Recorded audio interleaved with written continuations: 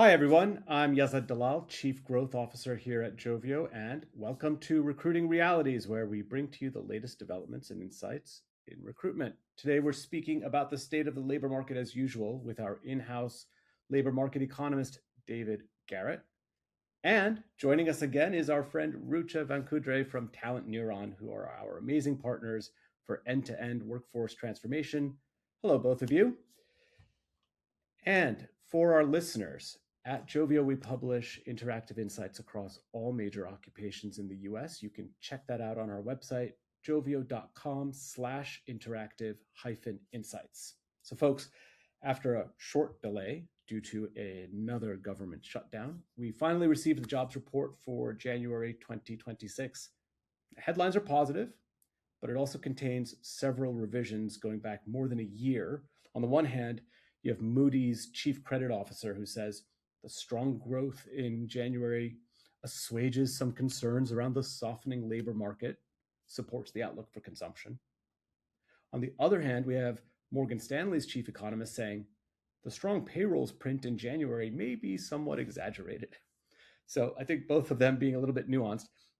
Overall, the jobs report tells us the economy is decidedly weaker than a year ago. And in Joveo's own data, we see two distinct markets. One we call the flood. And in the flood market, white collar remote roles are seeing applications explode by more than 9x in some cases. And the other market we see is the drought, where frontline, licensed, location dependent roles continue to have major supply constraints. You can't make nurses, electricians, truckers materialize from thin air. So there's a lot of nuance in all of these numbers. So Rucha, I have a lot of questions. Let's get started. First of all, what's your perspective on this new jobs report? So, first, I want to start with the bad news.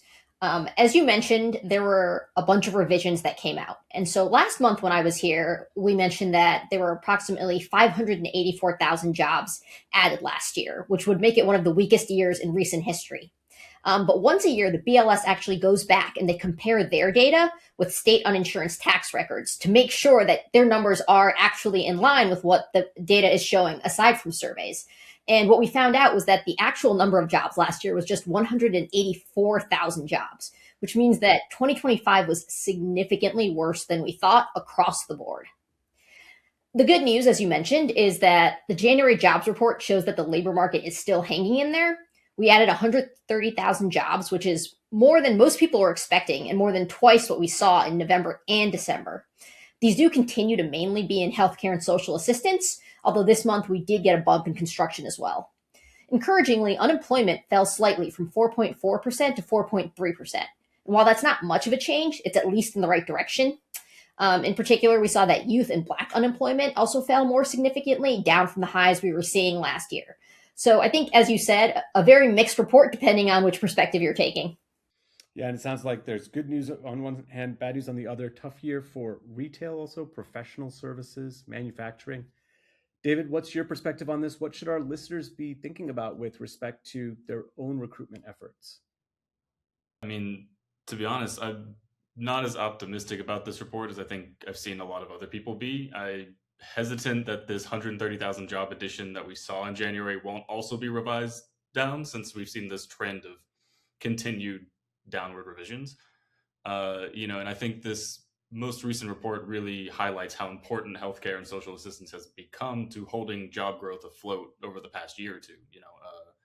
According to the most recent data, healthcare, I think, added like 391,000 jobs in 2025, but overall employment fell to, get to that 184,000 job number. And, not to make an Ouroboros of the podcast, I guess, but, given that unemployment rate has remained low, this really means that this structural segmentation of the labor market that we've seen is continuing and will likely continue into the future, where you'll continue to have these roles where you just see this massive influx of applications, and sometimes more than recruiters can handle, and others where they're going to struggle to just get a handful of.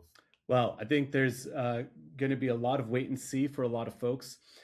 If you are a talent acquisition leader, a talent attraction leader, recruiter, and would like to learn more about our own data, you can check that out online It's a white paper called the Recruiting Benchmarks Report. You can find it at joveo.com/recruiting -benchmarks-report -2026, or just Google it, the joveo.com Recruiting Benchmarks Report. Thanks, David and Rucha. Thanks to our listeners. Definitely download that report, and we will see you again soon.